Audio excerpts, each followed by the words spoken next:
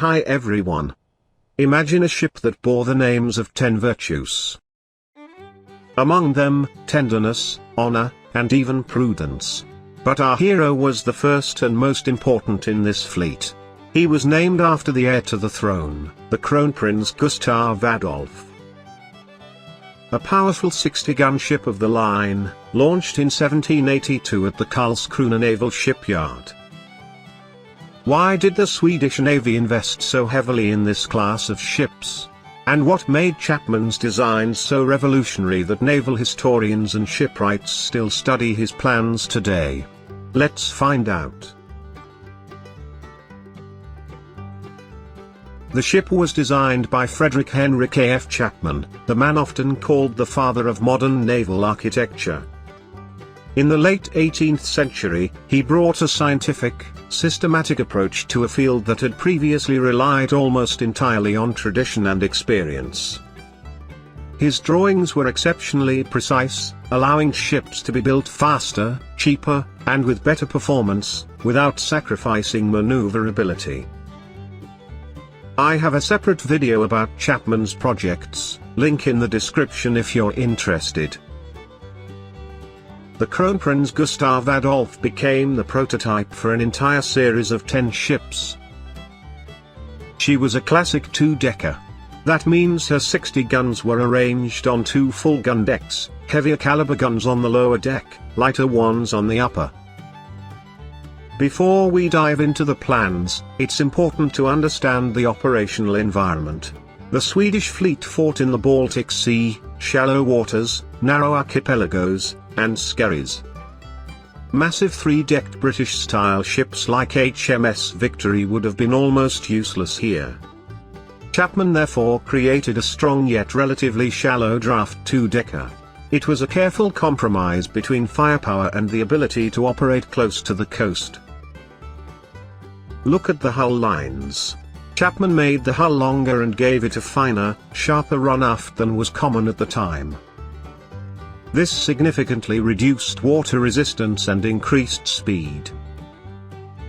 This was not just a floating fortress, it was a fast floating fortress.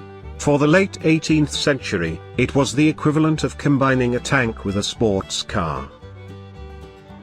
One of Chapman's most brilliant innovations was raising the lower gun deck higher above the waterline than was usual. Normally, lower gun ports sat very low, forcing crews to close them in any real sea state. By raising the deck, Chapman's ships could keep firing all 60 guns in conditions where their opponents had to shut their lower ports. A simple change with enormous tactical advantage. The ship had 4 main levels. At the bottom was the hold, hull skeppit, for stores and ballast. Above that came the all-op deck, truss deck. Then 2 full gun decks, the lower, fully decked, and the upper, open in the waist. Along the sides ran the gangways, narrow platforms 3 planks wide, used by sailors during boarding actions. The 1780s were the height of Swedish neoclassicism. Unlike the heavy, ornate Baroque of the 17th century, the decoration of the Kronprins Gustaf Adolf was light, elegant, and restrained. The stern featured large rectangular windows crowned with garlands and classical motifs, shields, fasces, and other antique elements. The quarter galleries blended organically into the hull, making the stern wider than the main beam at that point. Unfortunately, the original figurehead has been lost, but reconstructions based on contemporary models suggest it portrayed a full-length warrior or mythological hero. The career of Kronprins Gustaf Adolf was remarkably short, yet filled with drama, danger, and unexpected twists. Despite this, the ship left its mark on one of the key naval conflicts in the Baltic during the late 18th century. In 1788, tensions between Sweden and Russia erupted into open war. King Gustav III of Sweden sought to restore his country's influence in the Baltic and launched an ambitious campaign against the Russian Empire. A powerful Swedish fleet sailed into the Gulf of Finland with the bold goal of challenging Russian naval power and threatening St. Petersburg itself. Among the ships assigned to this mission was Kronprins Gustaf Adolf. The defining moment of her career came on the 17th of July 1788, during the Battle of Hogland, the first major naval engagement of the war and one of the largest battles fought in the Baltic in that era. Kronprins Gustaf Adolf took part in the fierce fighting. The Russian 74-gun ship of the line Vladislav became isolated and heavily damaged. Swedish ships closed in, and Kronprins Gustaf Adolf, together with Sofia Magdalena, played a key role in the action that forced the Vladislav to strike her colors and surrender. Capturing an enemy ship of the line was a significant achievement that could instantly boost the reputation of both the ship and her officers. Yet fate had other plans. After the battle, the ship was part of a smaller Swedish squadron operating near Sveaborg, Suomenlinna. In the early morning of the 6th of August 1788, this squadron suddenly encountered superior Russian forces. As the Swedes attempted to escape toward the safety of the fortress, disaster struck. While trying to evade the enemy near the island of Grahara, southwest of Suomenlinna, Kronprins Gustaf Adolf ran hard aground on a previously unknown reef at high speed. The hull was badly breached, and flooding quickly reached the powder magazine, rendering further resistance impossible. With no chance of saving the ship and facing overwhelming Russian forces, the captain was forced to strike the Swedish flag. The crew was taken prisoner. The Russians set fire to the abandoned vessel. The flames eventually reached the remaining gunpowder, causing a massive explosion that shattered the ship. Kronprins Gustaf Adolf disappeared beneath the waters of the Gulf of Finland. Or so it seemed.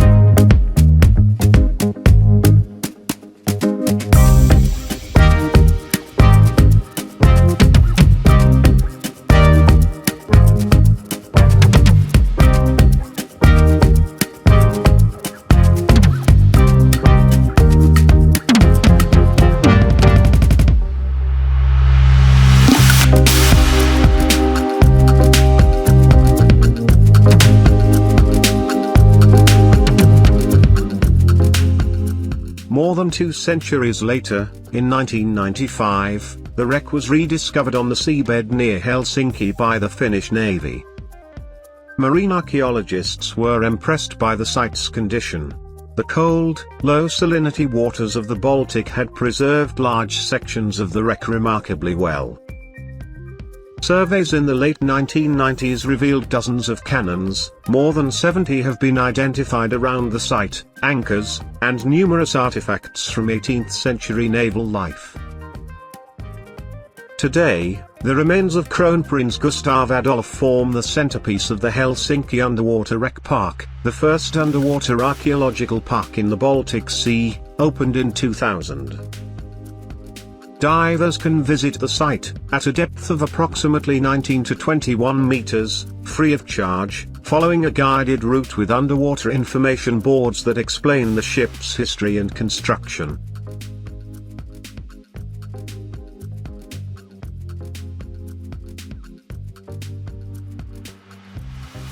From a celebrated participant in the Battle of Hogland to a burning wreck on the seabed, the story of Kronprins Gustaf Adolf is a dramatic reminder of how quickly fortune could change in the age of sail.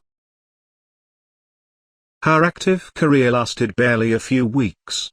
But her legacy endures beneath the Baltic waves. Thanks for watching.